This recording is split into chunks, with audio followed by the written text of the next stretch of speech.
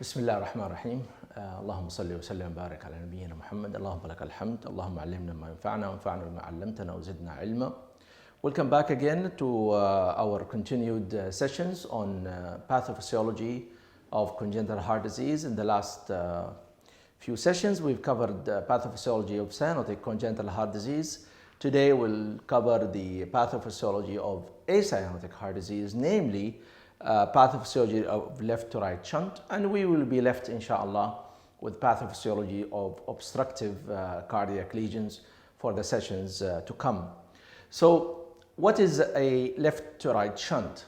A left to right shunt is, from the cardiac point of view, is blood coming from a systemic circulation to the venous or pulmonary circulation. That's what we call a left to right shunt. So the left means the systemic, the left heart, and the right heart. And the right heart is represented by the venous return, the right atrium, the right ventricle, and the left side or the left heart is represented by the left ventricle, the left atrium, and the aorta with all its branches down to the body.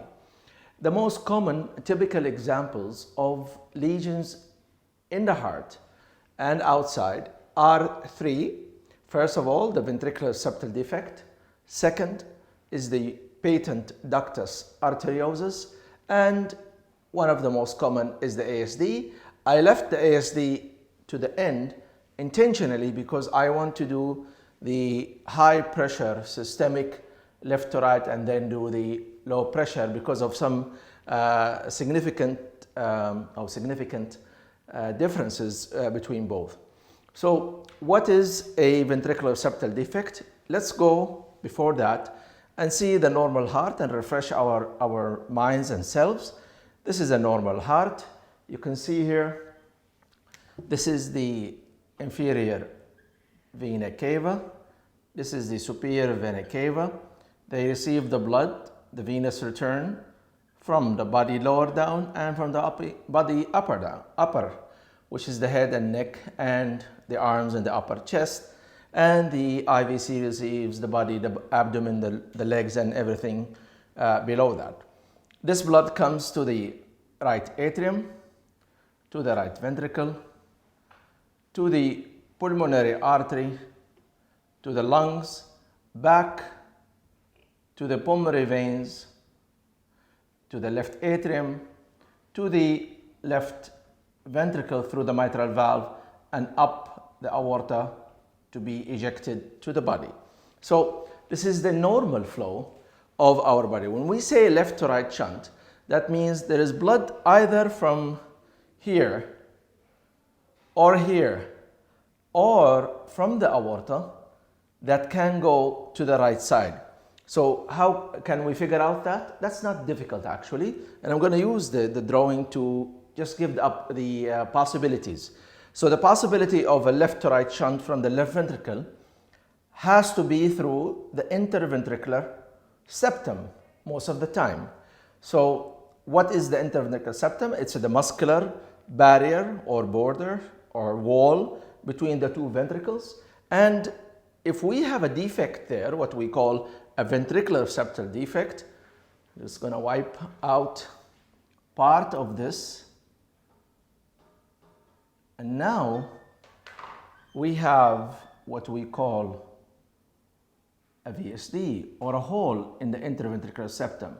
I drew it here in the middle just for simplicity, although VSDs can be way up below the great arteries or way down in the apex in different many areas or around the AV valves. So we all know that the left side pressure and left side resistance is about 4 to 5 times the right side pressure and the right side resistance or more. To imagine if your left ventricle going to eject, that means contracts, the blood, if there is a VSD there, a ventricular septal defect, will have the choice to go up the aorta. Sorry for the color. I have to do it slow. Or go through the VSD to the right side. What would determine the blood going this way or that way is obviously the pressure and the resistance. And we all know that the right ventricular normal pressure is low, less than 25 millimeter mercury, while the left ventricular pressure, systolic pressure, is almost averaging an 80 to 120 millimeter mercury. So pressure-wise, the blood will like to go more through the VSD to the right side. This is number one. Number two, the pulmonary vascular resistance, which is around 1 or 2 Wood's unit, compared to multiples of that on the systemic circulation, would also give an advantage to the blood again to go through the VSD to the pulmonary artery. This does not mean that no blood will go to the aorta, but this means only there is more blood going. So if we now talk about that, we know that the right side, right atrium, right ventricle, is receiving the full cardiac output from the IVC and from the SVC. Obviously, if it is receiving the full cardiac output, any extra cardiac output will be an addition. All of this is going through here, which is represented by this arrow. Now, we have another arrow going through the VSD to the right ventricle. So how many arrows will be there in the pulmonary artery? We will have 2. You see? And only 1 here. This, if we translate it into more scientific language, the pulmonary artery will see more cardiac output than the aorta. In this condition, 2 to 1. A 2 to 1 shunt, or double the cardiac output to the right side and 1 of the cardiac output to the left side. This does not mean that the left side will not get the appropriate cardiac output. This only means that the right side will get more cardiac output. The left side will still be maintained, except in conditions which are extremely rare, where the cardiac output is totally, almost all going to the pulmonary arteries, and the patient at that stage will be in severe heart failure and low cardiac output stage, which is not the usual in VSDs or PDAs or ASDs, left to right shunt pathophysiology, and we're not here to talk about the unusual. So a ventricular septal defect, which is a hole or a defect in the interventricular septum, be it whatever part of that interventricular septum, will allow the blood to shunt from the left to the right. This is the main principle.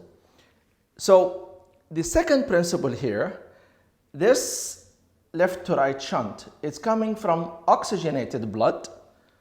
I should have drawn actually with red. I'm going to put it on now with red. It's oxygenated blood from the left side to the right side, which is deoxygenated blood. What this translates on the patient is that the patient will not be cyanotic, unlike what we talked about in the pathophysiology of cyanotic congenital heart disease, where it is a right to left shunt and then the patient will look blue. So these patients, clinically, they will look pink like anyone else, because actually they could be even pinker, if quote unquote we can say, but obviously that's not true. The only way we know is we calculate the shunt and calculate the O2 content, and then we know how much oxygen they have on the right side or on the left side, but that's beyond the talk today. So they will have no sign of cyanosis. So what would they have? This is now extra blood going to the pulmonary arteries. I'll take you step by step so you can actually guess or know the pathophysiology by yourself. If there is more blood going to the right side, let's start from the right ventricle. Pathophysiologically, what would happen to the right ventricle in case of a VSD? One would say, well, it's receiving extra blood, so the right ventricle should dilate or get hypertrophied. This is actually not true except in huge, large VSDs, which is again not the common, but I will talk about that at the end of this presentation.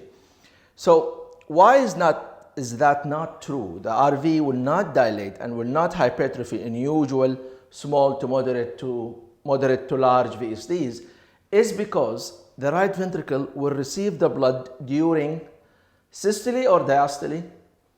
The right ventricle is going to receive the blood in systole, so it will be closed.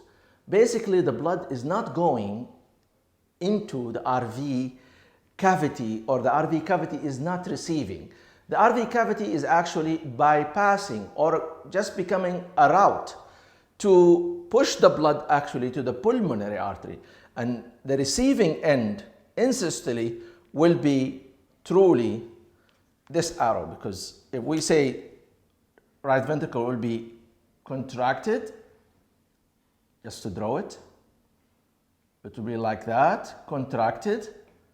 It's not going to dilate or receive any blood. The blood is just going to be shot up to the pulmonary artery. So the receiving end in systole is actually the pulmonary artery. So pathophysiology number one, the right ventricle will not hypertrophy and will not dilate. The pulmonary artery and the branch pulmonary arteries may dilate and may become larger if the VSD was large enough to transmit the systemic pressure to the right side. And I'll talk about that in a second. So the right ventricle is not affected. Would the tricuspid valve be affected with all of this? Yes, it would. In the extreme cases of very large VSDs, if it causes pulmonary hypertension, the right AV valve, the tricuspid valve, may have tricuspid regurgitation, may leak, okay? And actually, some VSDs that open close to the tricuspid valve may deform or shoot their shunt through the tricuspid valve and cause what we would call a semi or a fake tricuspid regurg, when the valve is truly not regurgitant, but the jet of the VSD is being shot, and this is what we call the Garbudi defect. Beyond the too much sophistication of the stock.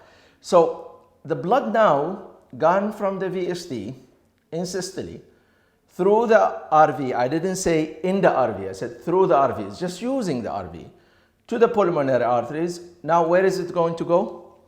It will go to the branch pulmonary arteries, to both lungs. And what will that cause? Because we know that these branch pulmonary arteries are also receiving the normal cardiac output, the blue. So if they receive the normal cardiac output, that means each one of them is seeing now more flow, more blood. We call that a state of increased pulmonary blood flow. A state of increased pulmonary blood flow. We're not talking here about pulmonary edema. I'll come to that. We're talking about a state of increased pulmonary blood flow. And that's why in patients with significant left to right shunt through a VSD, on an X-ray, you will see the increased pulmonary vascular marking. Now these vessels, the pulmonary vessels, have more blood in them. They will show more easy on the X-ray. In a normal X-ray, we see very little of blood vessels in the upper part of the lungs, in the apices of the lungs, and we see a little bit more on the lower part because blood is actually going lower because of gravity effect. Except in left to right shunt, especially a VSD, we will see actually what we call redistribution of pulmonary vascular pattern or increased pulmonary vascular appearance. That's an indication of too much blood into these PAs. So on an X-ray, that's how it shows. Where would this blood go back to? Obviously, the normal cardiac output is coming to the pulmonary vein, now we have the additional cardiac output coming to the pulmonary veins also. So the end result is, and this is the most important part, the end result is that the left atrium is going to see what? Much more blood than anywhere else, because it's going to receive the blood in systole or diastole. Obviously, it's receiving it in diastole. So left atrium now has the blue, the usual cardiac output from the right side, being oxygenated, coming in oxygenated, never mind the blue color, and the red, which is the additional already oxygenated blood coming to the pulmonary veins. If you are not contracted, if this atrium is not contracted, and we know atria, even their contraction is not like ventricles, they still have a lot of space. So having this too much blood, the double cardiac output, or plus or minus, or quadruple, or triple, or 1.5 or 1.8, whatever, it's increased pulmonary blood flow, will lead to increased left atrium reception of blood or cardiac output in the left atrium. And the rule says, if a chamber receives the extra blood flow in diastole, the chamber will dilate, because in systole, it will not allow that volume to dilate it. In diastole, it's already relaxed, so immediately left atrium will dilate. Let's walk with the blood. Now left atrium receives that extra blood. It will eject it into, or through the mitral, into the left ventricle. The left ventricle will receive the blood in which state? Again, it will receive it in diastole. So it's relaxed. It will receive all that volume. And here we are talking about healthy myocardium that has excellent elasticity and has the ability to dilate and receive the extra volume. So here is the other pathophysiological effect that we see with left to right shunt through a VSD, which is left atrium and left ventricle dilatation. Normal response. Some people will talk about being abnormally dilated or so. No, this is a normal response of cardiac chambers to increase volume, because they have muscles which are quite elastic and have a normal Laplace law, and they just dilate enough and then contract even stronger because of that stretch effect that has happened to them because of the extra volume. So left atrium and left ventricle dilatation is a feature of this disease, while right atrium and right ventricle is not, mainly because VSD flow is mainly received by the pulmonary arteries, the left atrium and the left ventricle, both left atrium and left ventricle during diastole, so they will dilate, and the pulmonary artery during systole.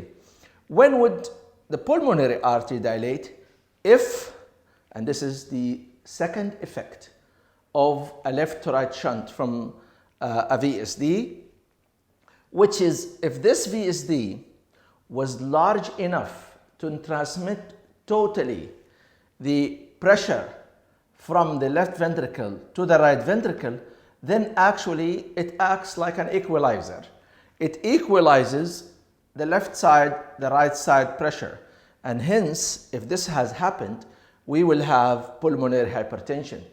Pulmonary artery pressure will be almost equal to the aortic pressure, because again, in systole, they are being equalized through a large VSD. There is no resistance, no restriction of pressure nor volume in large VSDs with no previous fixed pulmonary vascular disease. In a normal heart, if the VSD, in a normal heart and lung, if the VSD is large enough, it will transmit a large volume and will equalize the pressure between the left and the right side. Hence, we will have pulmonary hypertension. If it goes for a longer time, the PAs, the pulmonary arteries, will have to dilate to accommodate not just the volume, but the pressure also. And the secondary effect will be on the left ventricle, because the left ventricle will see high pulmonary artery pressure all the time. Then the right ventricle, I said the left is wrong. Let me say it again. With a large VSD, the pressure is equalized. We will have pulmonary hypertension. The right ventricle will see high pulmonary artery pressure, and hence the right ventricle then will start to hypertrophy. And if you leave it for a too long time, it actually may dilate. And then we will get the number 4 effect, which is biventricular hypertrophy, that we can see in large VSDs. So what would that do? So be it. I mean, this is blood going in. This is PA pressure being, this is systemic pressure being transmitted to branch pulmonary arteries. So what's in it? What's there? Now we'll go to, I think, point number 5 in left to right shunt from a VSD. The lungs will be flooded with fluid. If it is a small VSD, that amount of blood or fluid is actually minimal. It will not do anything to our lungs. If it is a moderate VSD, the amount will be moderate. It may affect the lung function only during situations of increased metabolic needs. That means during a significant exercise. If it is a large VSD with too much cardiac output going to the lungs, then the lungs will not be able to perform or do their functions, even at rest, because of what we can call now, we previously called it increased pulmonary blood flow. We can now call it pulmonary arteriolar edema. Pulmonary arteriolar edema, compared to what we know from congestive heart failure, pulmonary venous edema. In congestive heart failure, when we have poor left ventricular function for many causes, myocarditis, ischemic heart disease, cardiomyopathy, be it, the left ventricle end diastolic pressure goes high, the left atrium pressure goes high, the pulmonary venous pressure in the pulmonary veins goes high, and hence the normal pores in the basement membrane in these vein and venules will actually become wider, and here we start leaking the serum into the pulmonary interstitial tissue area outside the alveoli, and we have pulmonary interstitial or pulmonary venous edema. That's what we see in congestive heart failure for causes other than left to right shunt, or in the extreme cause or time of a left to right shunt with biventricular failure. So going back, with a large VSD, with pressure being high in the pulmonary arteries, we can have pulmonary hypertension, right ventricular hypertrophy, biventricular hypertrophy. With large shunts, we can have pulmonary arteriolar edema, and the symptomatology then is reflected by dyspnea, whether it is dyspnea at rest and tachypnea, or with moderate exercise, or with severe exercise. In most of these times, the patient will still remain pink and not get cyanosed unless the pulmonary edema is quite severe. I'll finish the talk about VSD left to right shunt by saying, if we have small VSDs, which we mean, what do we mean by a small VSD? Something less than 6 millimeter in diameter, or less than the aortic valve annulus, or less than the diameter of the left ventricular outflow tract. If it is less, then most of the time This VSD will not shunt blood enough to cause too much cardiac output going. Most of the cardiac output will actually be less than 2 to 1, maybe 1.8, maybe 1.5, and it will be extremely restrictive to pressure, so it will not cause pulmonary hypertension. This is in the pathophysiology of a tiny or a small VSD.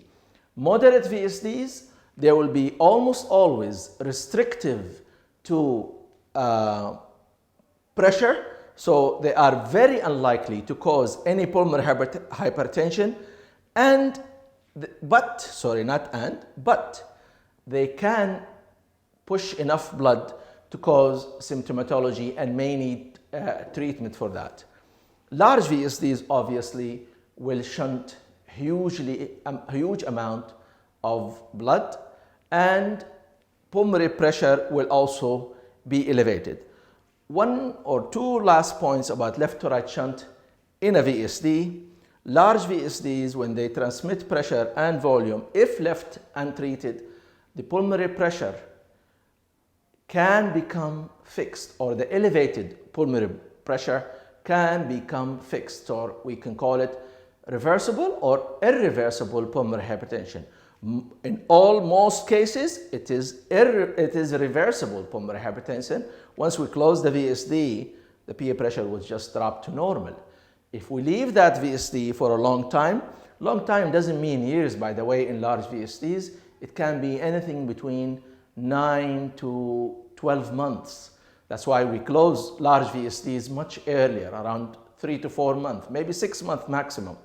But larger VSDs, if left to age around 9 months or even 12 months, they can cause irreversible pulmonary hypertension. There are many cases that don't develop that except after a few years. But here we're talking about how we can protect patients by understanding pathophysiology.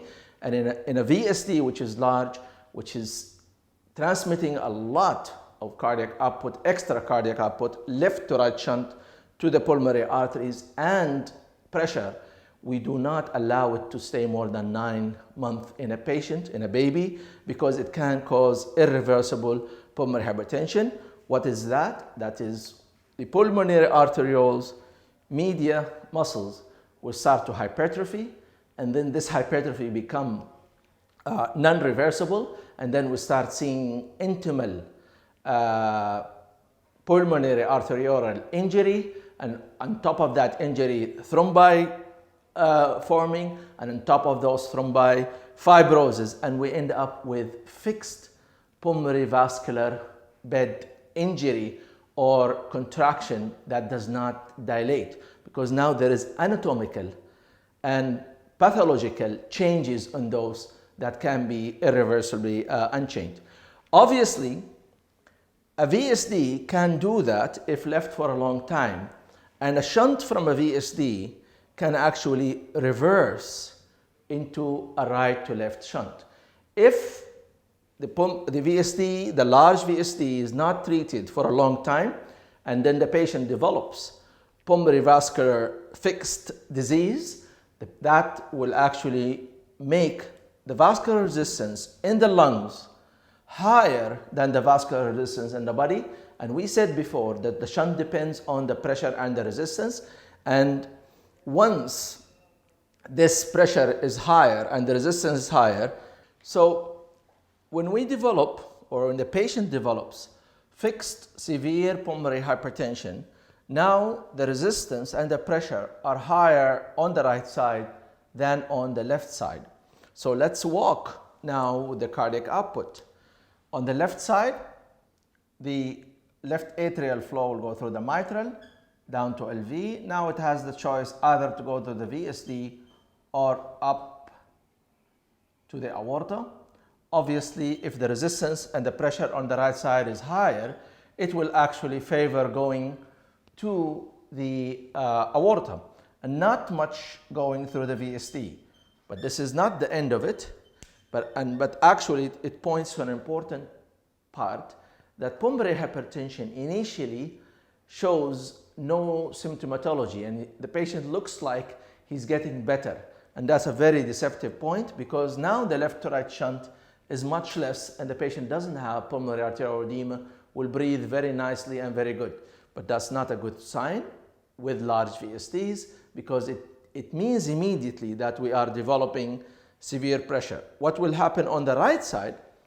The SVC blood flow going to the the RA, IVC to RA, RV blood here. Now RV blood has the choice to go back up to the pulmonary arteries or actually escape through the VSD and cause a right to left shunt.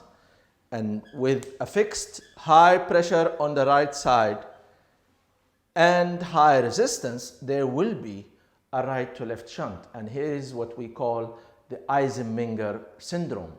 Eisenmenger syndrome is a complication of a prolonged exposure to a left to right shunt plus or minus the high pressure transmitted also from the left to the right.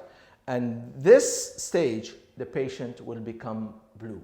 So a left to right shunt can end up, a patient with left to right shunt who looks pink can end up being blue with variable degrees depending on the resistance and the pulmonary pressure, and then also the development of right to left shunt, or what we call the reversal of shunt, because now it's right to left, it's no more left to right, and this is a very advanced stage where the patient is most likely inoperable because the lungs has been destroyed, the pulmonary vascular bed has been diseased and lost, and such patient may need actually lung or heart-lung transplant to resolve the whole issue, and obviously may need antipulmonary hypertensive medications. I hope I made it easy and clear, mentioned most of the points. I'm sure you will find upon reading other points that could not have been mentioned here. Thank you for your audience.